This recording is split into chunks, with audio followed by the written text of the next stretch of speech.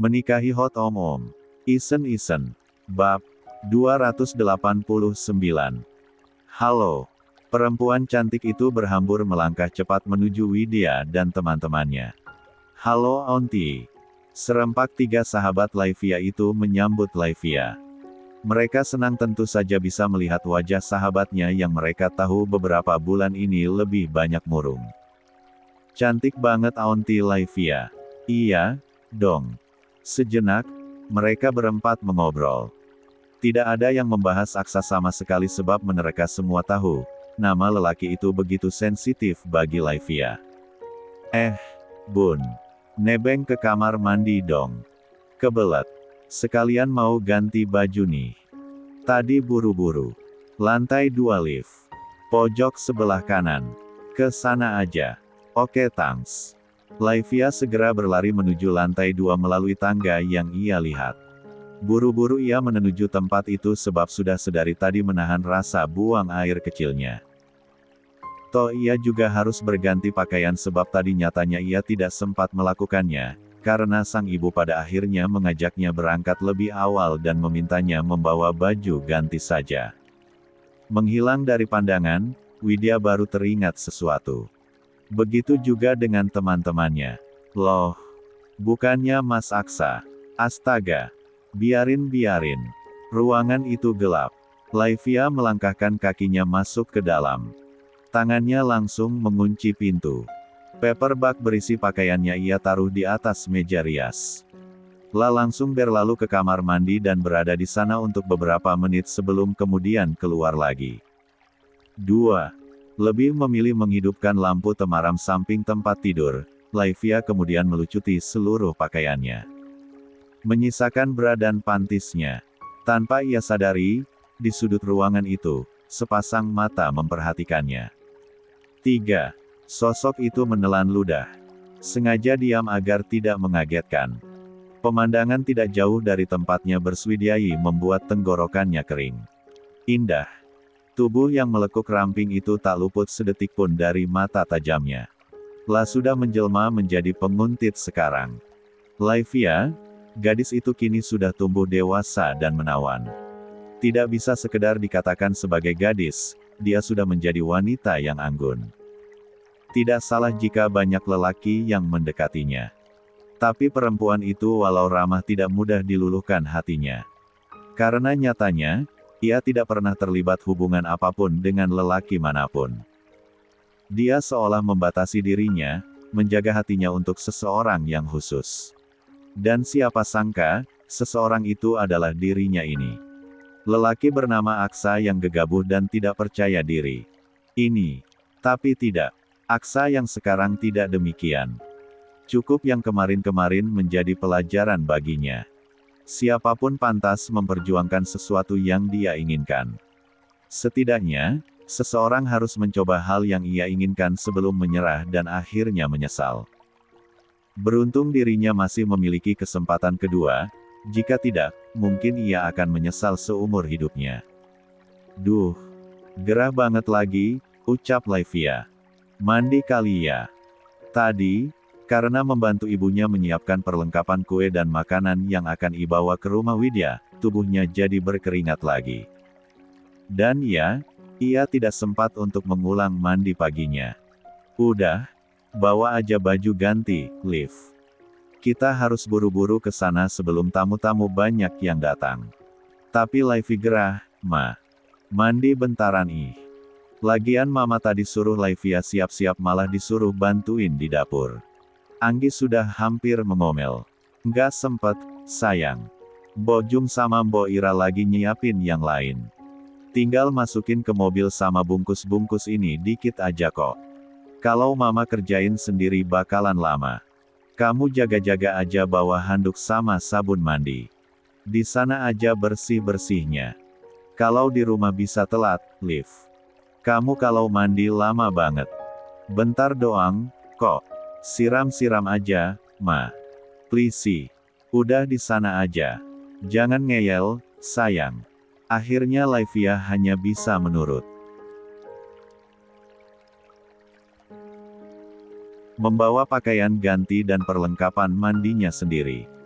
Dan disinilah ia sekarang, sudah di bawah shower kamar mandi kamar tamu rumah Widya yang tidak ia tutup.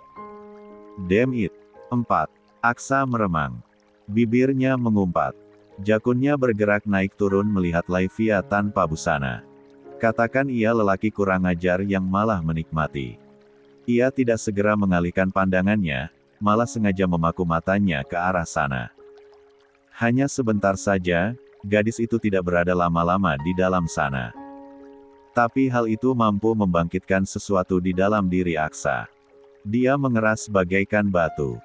Jantungnya makin terpacu begitu melihat tubuh itu sudah berbalut handuk lalu keluar dari sana.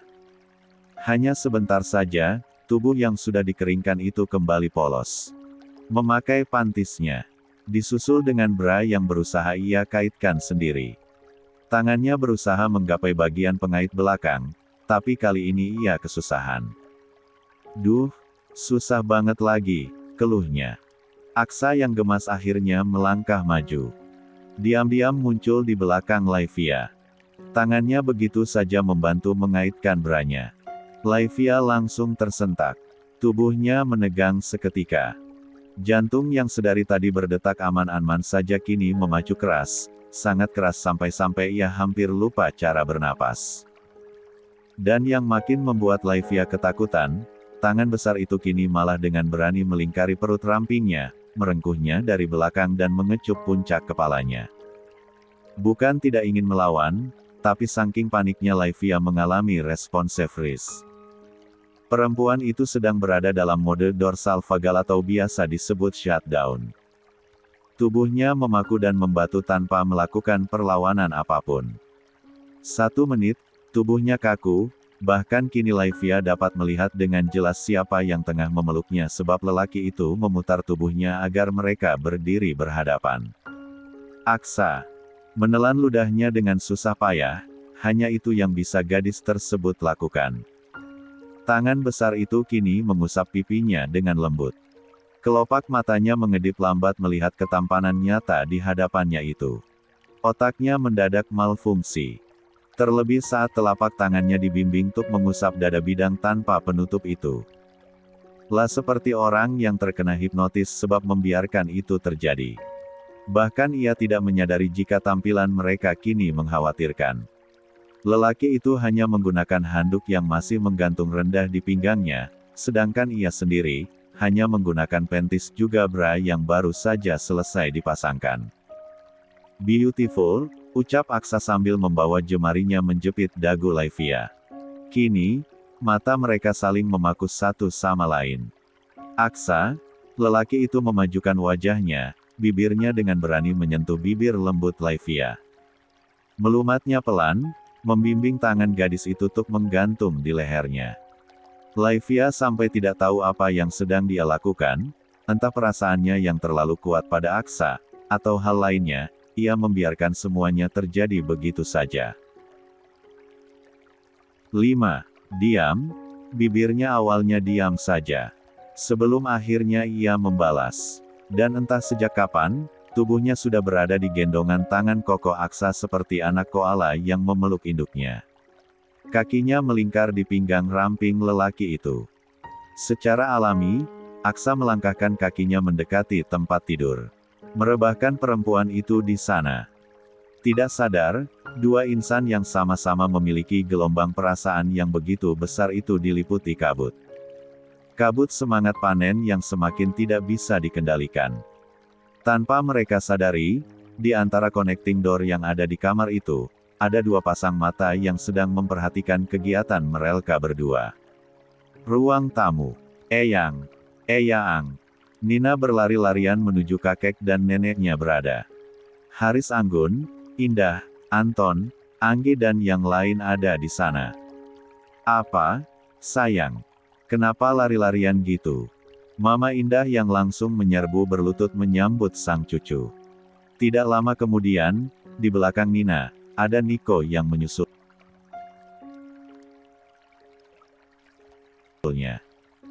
Anak laki-laki itu sampai terengah-engah dengan napas yang tidak beraturan. Nin, jangan. Nggak boleh. Kamu nggak boleh bocor, dosa. Tangan Niko langsung mengangkat jari telunjuknya dan menempelkannya ke bibir. Set. Ih, enggak, dong, Mas. Kalau enggak kita kasih tahu sama Eyang kita ikutan dosa tahu. Kan perempuan sama laki-laki yang belum menikah enggak boleh ada dalam satu kamar. Niko langsung menghentakkan kakinya. Ia langsung menggaruk kepalanya yang tidak gatal. Ia langsung memperhatikan ekspresi para orang tua yang menatap mereka keheranan. Loh, apa ini, sayang? Kalian ini lagi ngomongin siapa? Iya, kalian ngomongin siapa, nak? Indah dan anggun langsung memberondong Nina dan Niko dengan berbagai pertanyaan. Tapi melihat bagaimana ekspresi orang-orang dewasa itu berubah serius membuat Nina menutup mulutnya rapat-rapat. Nyalinya langsung ciut. Gadis kecil itu tidak tahu tindakannya ini benar atau tidak. Nina, tadi kamu mau bilang apa, nak? Tanya Mama Indah. Ayo ngomong aja. Eyang penasaran nih. Niko memberikan kode dengan gelengan kepala. Ayo, bilang aja, Nin. Nggak apa-apa, jangan takut. Nanti kalau Mas Niko usil biar Mami Anggi yang gigit pipinya. Anggi ikut penasaran. Semua orang jadi ikut penasaran. Nina dengan pikiran polosnya pun tidak berpikir lebih banyak lagi karena mendapatkan banyak dukungan. 6. Pada akhirnya ia pun mengatakan apa yang ia lihat tadi bersama Niko. Papi Aksa sama Aunty Laivia di kamar gelap-gelapan Eyang, ucap Nina lurus. Cium-cium bibir. Terus, pas tadi kami kesini mereka udah pindah ke kasur. Nina merinding pas Aunty Laivia kayaknya kesakitan, soalnya suaranya kayak gitu, Eyang. Seketika, mata semua orang yang ada di dalam sana membelalak. Saling berpandangan. Di mana Nina lihat Papi Aksa sama Aunty Laivia kayak begitu. Kamar tamu. Seketika, langkah-langkah kaki itu buru-buru menyerbu ke lantai 2.